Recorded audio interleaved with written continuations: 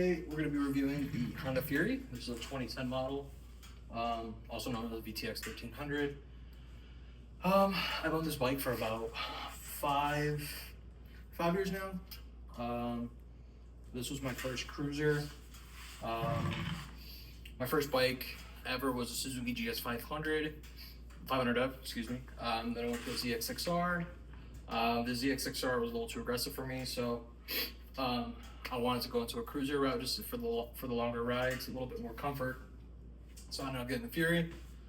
And yeah, I've had it for 5 years. It's been a great bike. For the longer rides, 100% worth the investment. It is a long wheelbase, so when you're doing turns, you definitely feel it. It feels like a boat. But it's not too bad. The weight, it's pretty heavy. It is a lighter cruiser. I mean, if you're gonna get like a full-on bagger or something, it's gonna be a little bit lighter, but it's not gonna be as light as like the Indian Scout or like any kind of bobber. So it's a nice in between. It is a Honda. A lot of people think it's a Harley, just more like the chopper style kind of bike. That's typically the people that don't know bikes too well. You actually can find them pretty frequently. I live out in Phoenix, and I see Furies actually pretty regularly, maybe like once a week, if that, which is pretty common for this kind of bike. When I lived out in Illinois, I don't think I ever saw any other Fury. So yeah, out here it's a little more common. It's comfortable for a single seater. I got so it comes with a passenger seat. It's not that great. It's like a small little pad. I have it over there, but I ended up getting a Corbin King and Queen seat. That's pretty nice. I actually have it over there as well. I don't have it mounted right now.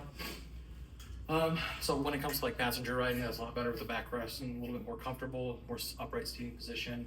That's great for when you have passengers. What else? So the battery is on the other side, so I can't show it to you right now, but it's actually pretty easy to get to. It's actually just like taking off this little plastic piece on the other side. So it's really easy to get to the battery. It's not difficult to take it out either. The bolts sit on top in the orientation of where the battery sits, so it's easy to lose bolts. I've lost a couple bolts in this bike, maybe two, trying to get the bolts into the battery. So it's not too bad. Overall maintenance is pretty easy. Oil changes, these are pretty simple. Any other things? Basic maintenance on it.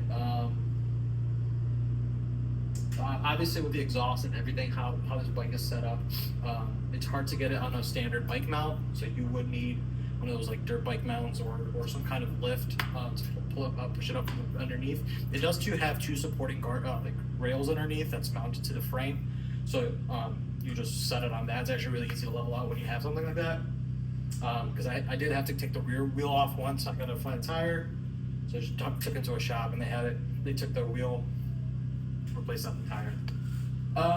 Other than that, not really any issues. Again, the clutch is very forgiving, so if you're like beginner to intermediate, it's pretty hard to install on this thing. I installed once, and that was a few years ago.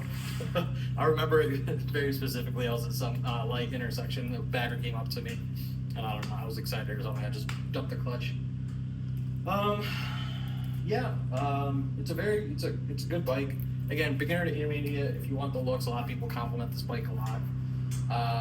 You can get bags. I have seen people put bags as attachments on this bike.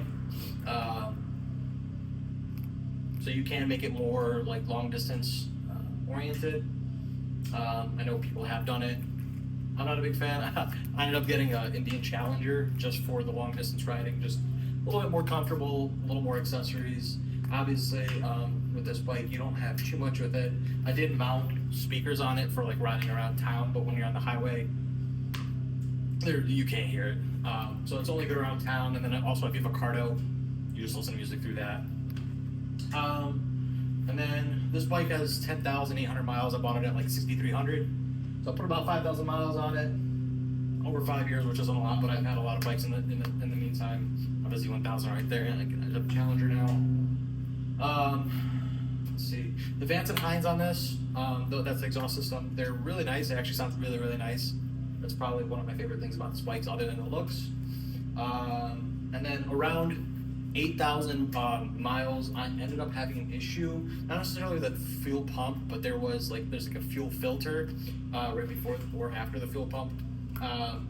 That was like deep inside the entire frame. So we had to take the gas tank off. We had to take out a few things, and then the clearance to get into the fuel pump was a nightmare. That took a while.